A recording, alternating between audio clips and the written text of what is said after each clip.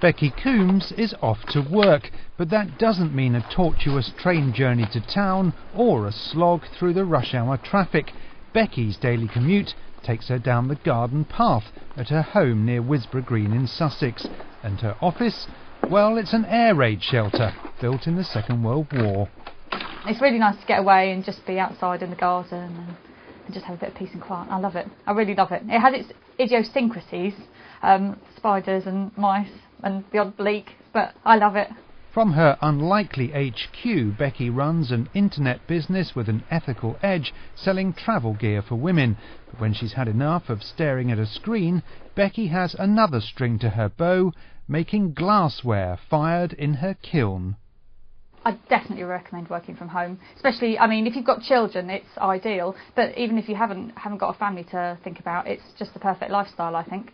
Our region tops the tables for home-based businesses, with well over 500,000 people working remotely. Now there's an awards scheme to celebrate their achievements, with £50,000 worth of prizes. In the last couple of years, we've found with the advances in technology, more and more people are working from home because they can. With broadband and mobile phones, it's so easy to work from home. And also with the recession, more and more people are actually finding that since being made redundant, they're actually now starting a home-based business. Well, here in Brighton and Hove, people are always very willing to try new ways of doing things. And wireless technology means you really can work anywhere you like, even in a beach hut. Hello, Karen.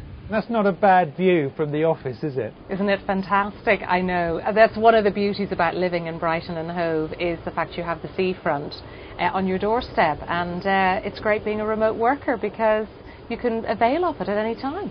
Karen Morton runs a design and marketing company. She does have an ordinary office, but when she's seeking inspiration, she finds there's nothing to beat a little solitude on the seafront.